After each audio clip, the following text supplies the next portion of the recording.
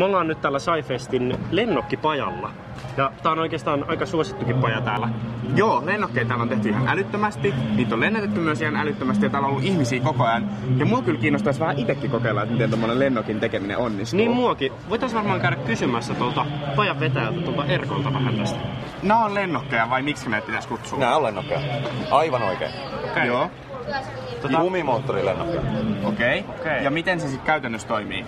No se toimii nimenomaan sillä lailla, että se lentää voimanlähteenä, on tää kuminauha, johon vedetään veto.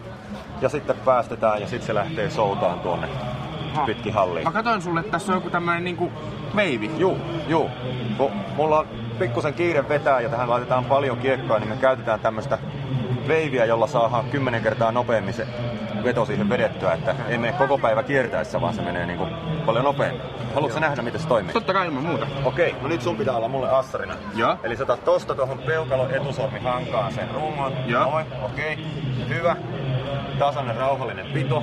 Ja mä pistän tästä tähän kumiveiviin. Ja vähän veivataan.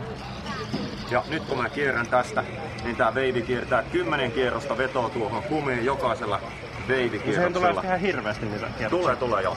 Tähän kumiin, mikä tässä nyt on, niin tähän maistuu tähän menee semmonen noin 1000 jenkaan. Ja sillä se lentää jo ihan mukavasti. Nyt pistetään se tonne takakoukkuun, että nyt se on niinku ladattu, kun mä vielä saan sen tohon kiinni. Ja nyt meillä on kone valmiina lähteä. Okay. Kumissa on semmonen 800 kierrosta.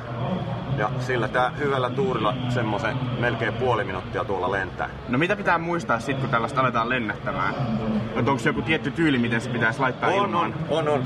Aina kaikki aluksi niin kiskoo nuoruuden vimmalla semmosen hirveen keihään heiton, mutta eihän kysymys ole, että se pitää, mä sanoisin enemmänkin niinku asettaa siihen lentoon. Joo. Okay. Eli se niinku annetaan semmonen kevyt heitto, jolla se lento ikään kuin lähtee liikkeelle. Et sitä ei vedetä niinku hullulailla pystyyn millään tapiokorjustyylillä, vaan sillä lempeästi asennetaan sinne lentoon. Haluatko kokeilla?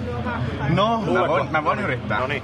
Ja okei, ote on se, että toinen käsi heittää niinku tikkaa ja toinen käsi pitää sillä toiset tosta niinku potkurista kiinni ja sit lähtee. Okei. Joo. Suoraan eteenpäin. No niin. Joo. Tänne ja tänne. Joo. Ja nyt siitä kevyt heitto suoraan eteenpäin. Ja sinne se muuten menee. Tuolla. Sehän lähtee. Ihan mahtavaa. Tuolla. Joo.